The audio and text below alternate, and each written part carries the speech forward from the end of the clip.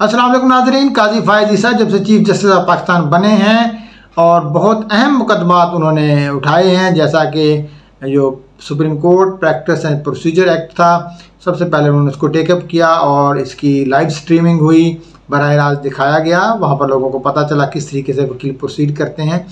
तो ये बड़ा अहम केस था और इसमें फ़ैसला भी आ गया। अब supreme court and procedure act जो है वो लागू है और इसके जो एक सुप्रीम कोर्ट के अंदर की जो प्रोसीडिंग्स है वो डेमोक्रेटाइज हो गई हैं। चीफ जस्टिस जो है वो इख्तियारात का मंबा नहीं रहा।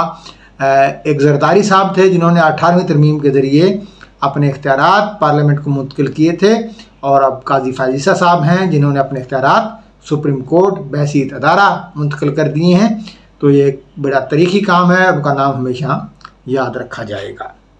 तो एक तो ये बात हो गई। दूसरा, बहुत सारे अहम केसेस हैं जिनके रिव्यू अब आएंगे।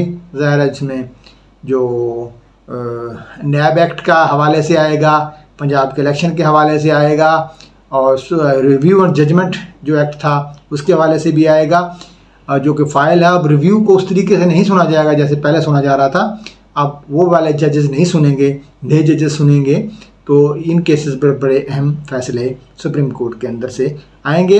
लेकिन आज हम बात करेंगे, चीफ जस्टिस साहब ने 18 अक्टूबर गालिबन डेट फिक्स कर दी है मलक रियाज के केसेस की।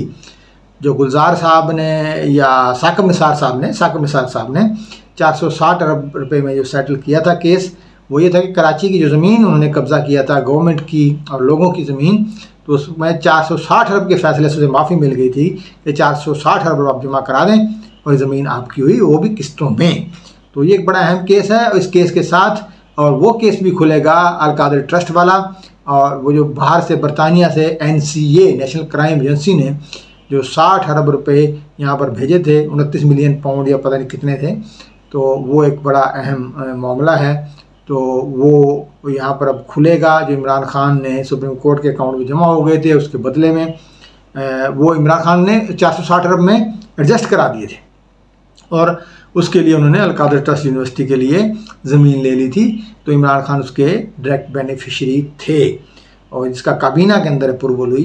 तो ये एक बड़ा एक अहम केस है। देखें जी, जो मलक रियाज है वो हमेशा मिलाकर अंपायरों को खेलता रहा है, जिसमें हमारी इस्टेब्लिशमेंट के लोग भी शामिल रहे हैं, इस्टेब्लिशमेंट के लोग उसके मुलाजम रहे हैं, तमाम बड़े बड़े सहाफ़ी उसके मुलाजम रहे हैं। मुलाजम रहने से मुराद ये है कि वहाँ से हदायत लेते हैं, बड़े बड़े बिजनेसमैन से हदायत लेते हैं। तमाम सियासतदानों के साथ उसकी बनी रही है, नवाज शरीफ के साथ, शहबाज शरीफ के साथ, जरदारी साहब के साथ, इमरान खान का भी वो फिनेंसर रहा है। तो हर जगह उसने अपना उल्लू सीधा किया है। वो पहिए लगाते हैं फाइलों को ना, वो खुद कहते हैं कि मैं पहिए लगाता हूँ, पैसे लगाता हूँ। तो ये बहुत ज़रूरी है कि इस तरह के जो माफिया है, लैंड माफिया, उसको नकेल डाली जाए। पाकिस्तान में लैंड माफिया जो है उसने कब्ज़ा कर लिया वसाइल पर। अभी आपने देखा एशिया कप में पाकिस्तान के जो क्रिकेटर थे उनकी शर्टों पर लिखा हुआ था पार्क व्यू सिटी। देखें, हम क्या लोगों को मैसेज देना चाहते हैं कि हम प्रॉपर्टी डीलर हैं। इसके मुकाबले में इंडिया और दीगर ममालिक की जो खिलाड़ी थे उनकी शर्टों पर वहाँ की जो कंपनियाँ, मैन्युफैक्चरिंग ऑर्गेनाइजेशंस या IT ऑर्गेनाइजेशंस के नाम थे शर्टों के ऊपर, उन्होंने स्पॉन्सर किया था।